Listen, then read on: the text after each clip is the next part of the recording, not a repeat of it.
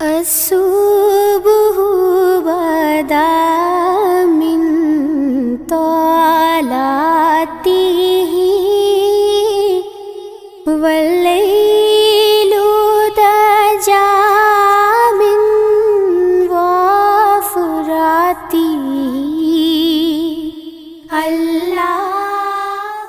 الحمد للہ رب العالمین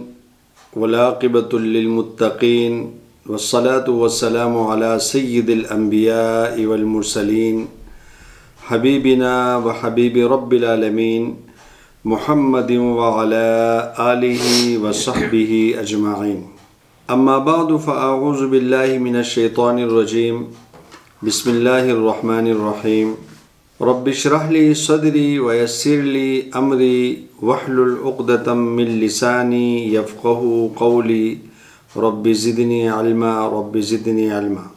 معزز ناظرین کرام، میں ہوں مولانا قاری احسان اللہ وقاص اور آپ دیکھ رہے ہیں علیراہ روحانی گائیڈنس چینل۔ معزز ناظرین کرام، آج ہم بات کریں گے سردی کے موسم میں وضو، گناہوں کی معافی و درجات کی بلندی کے حوالے سے ایک حدیث مبارکہ آپ کے سامنے پیش کریں گے۔ عن ابی ہریرہ رضی اللہ تعالی عنہ ان رسول اللہ صلی اللہ علیہ وسلم قال الا ادلکم علی ما یمحو اللہ بہ الخطایا ویرفع بہ الدرجات قالوا بلی یا رسول اللہ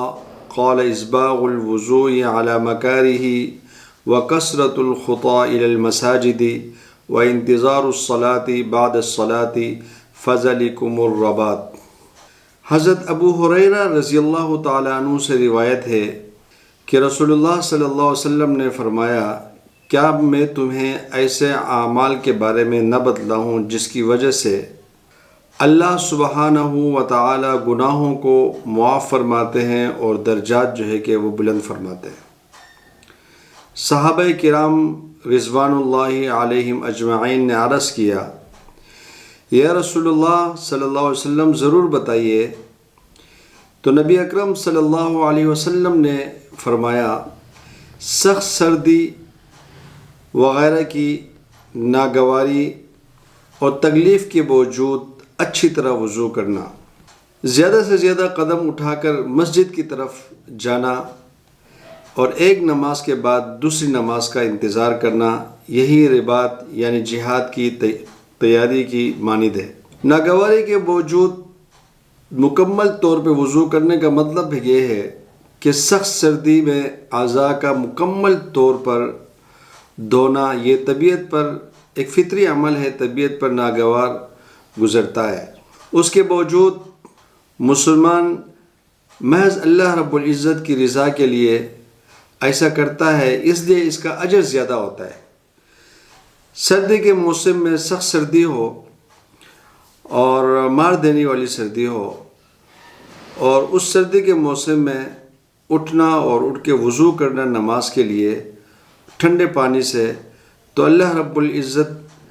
اس وضو کرنے والے کے لیے اجر ہے اور اس کے بہت سارے گناہوں کا معافی فرماتے ہیں۔ اور دوسرا یہ کہ زیادہ سے زیادہ قدم اٹھا کے مسجد کی طرف جانا، مسجد کا قریب ہونا بعض اعتبار سے مفید ہے، لیکن گھر کا مسجد سے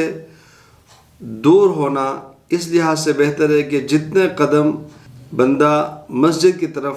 اٹھائیں گے اتنا ہی اجر جو ہے کہ اجر و ثواب اس کو ملے گا۔ یعنی یہ تین اعمال اجر و ثواب میں سرحدوں کی پاسبانی اور اللہ کی راہ میں جہاد کرنے کی طرح ہے۔ جس طرح سرحدوں کی نگرانی کے لیے ایک فوجی یا ایک مجاہد اپنے سرحدوں کی حفاظت کرتا ہے تاکہ اس کے ملک میں کوئی دوسرا نہ گھسے، تو اسی طرح ان اعمال کی وجہ سے شیطان جو ہے کہ نفس پر غالب نہیں ہوتا ہے۔ اللہ رب العزت سے دعا ہے کہ اللہ رب العزت